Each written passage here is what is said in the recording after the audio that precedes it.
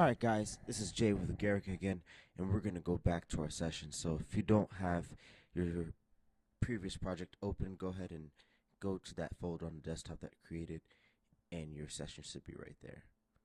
Since I did mine a different way, I'm going to just open up ProTools. You're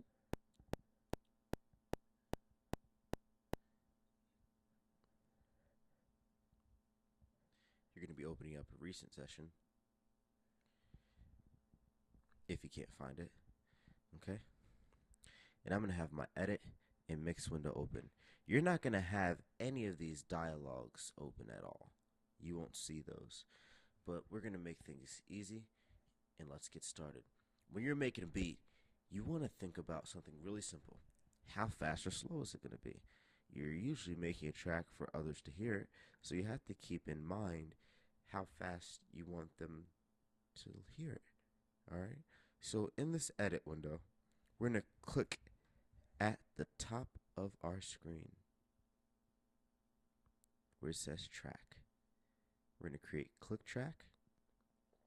Okay, now this click track will go. Let's hear it. Press the spacebar. Okay, what that is doing is keeping the beat.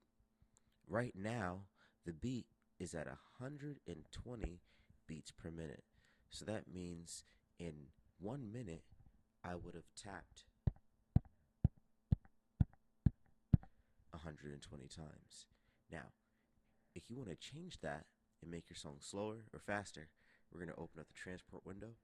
If you have a big keyboard, which means you have numbers on the side as well, you're going to press Command and then the 1 on that side. If you don't have that, you're more than likely just going to have to deal with this one right here. Okay? Once that's open, there's the little conductor guy.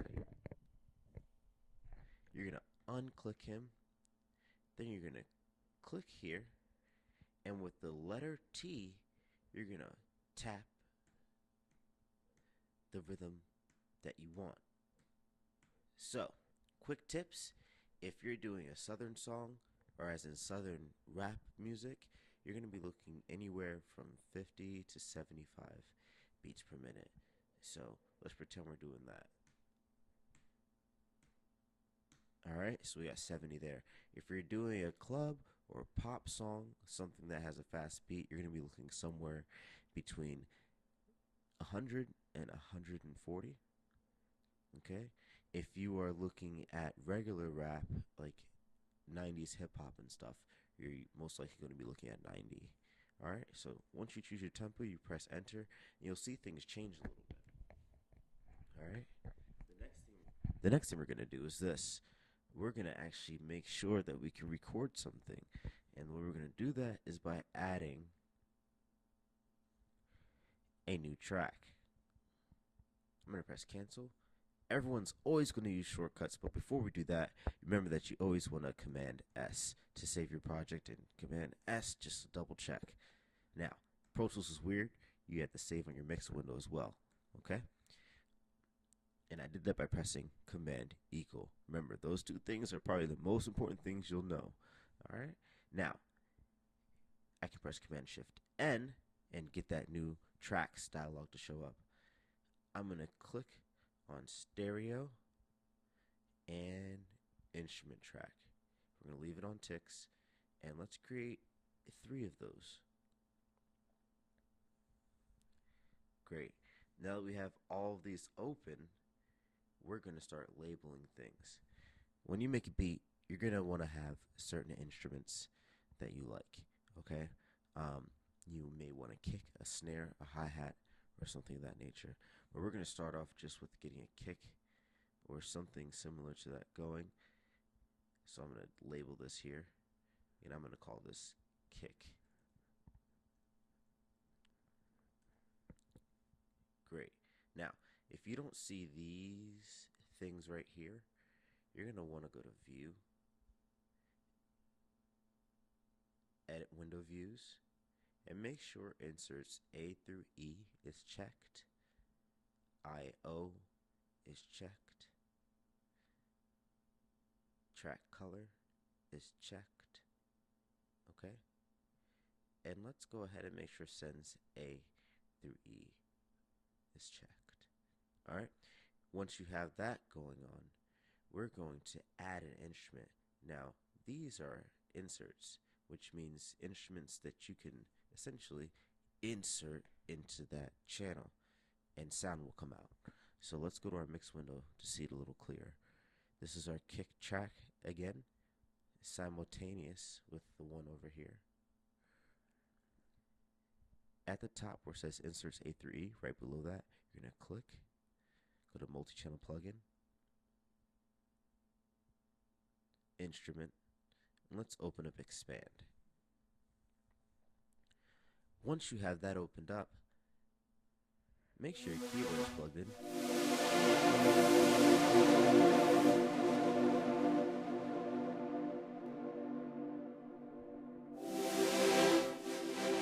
And you should be able to hear some really cool sounds.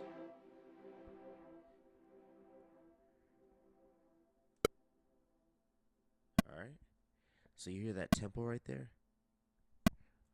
I can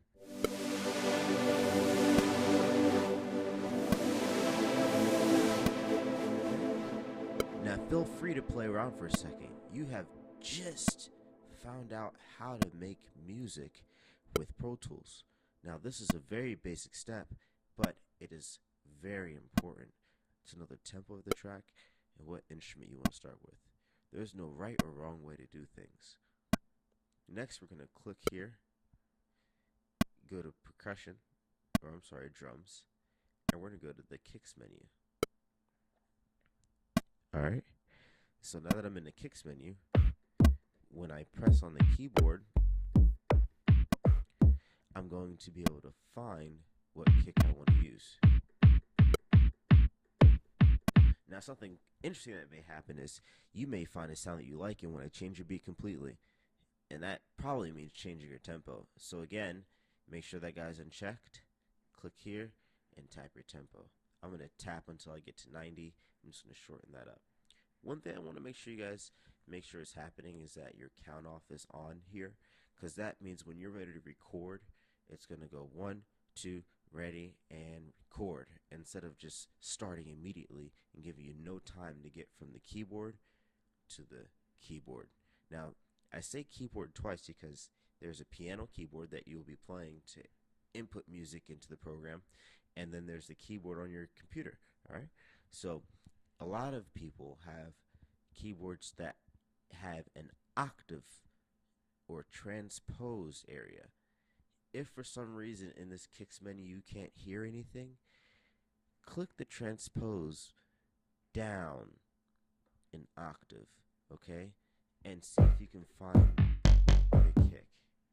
What you may find interesting is that the kick moves every time you press transpose. Okay, so make sure you remember where that is, and if you can't find it, use that again. So once you know this count off is on, you want to make sure it says 1 bar. If it doesn't, double click and change this to number 1. Press OK. Now we're going to make sure we are in grid mode. Okay, not relative grid, but grid. So just click on that. You can also press the tilde button to switch between them. Okay, we'll go into the others later, but grid is making sure that we are on beat with the track. Also on your transport, we're going to make sure that it says all. You're going to click here, make sure it says bars and beats. Make sure that says bars and beats too. When you're making these tracks, you're always dealing with rhythm. You want to be on point and make sure things work. Next thing we're going to do is go into event,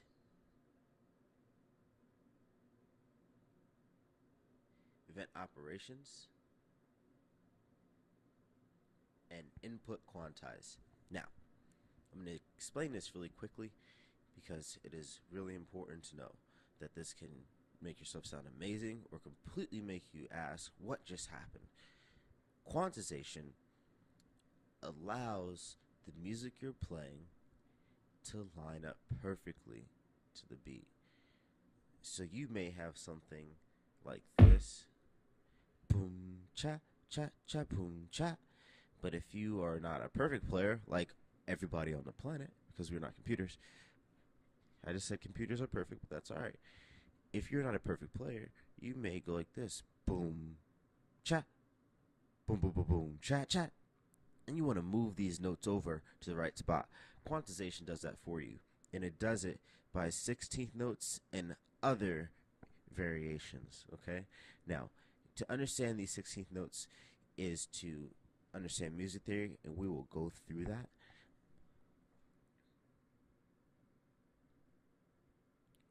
For right now, we're going to make sure it says 1/16th, and input quantization means the moment I play it on the keyboard, it's going to line it up for me perfectly. So let's try it out. I'm going to make sure this play is looping. So I hold control and click on that and make sure that there's a loop there. Then I'm going to press record and play. 1, 2, ready, and.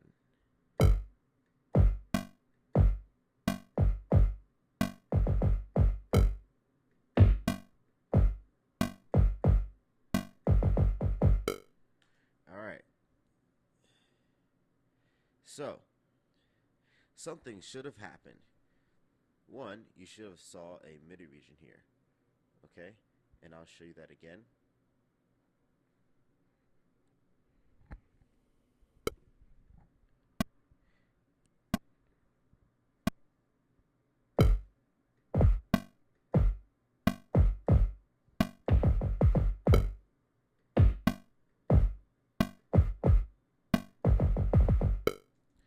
Alright. Cool, cool, cool. So, a lot of you guys should be able to see notes right here. Okay? What I want you to do is make sure the mouse looks like that. This is called your multi-tool, and it changes whenever you go to certain areas of your region that you create. If your mouse is not doing this, go ahead and click on this bar up here and make sure that's highlighted in blue. Or you can press Command 7. Alright? Huh.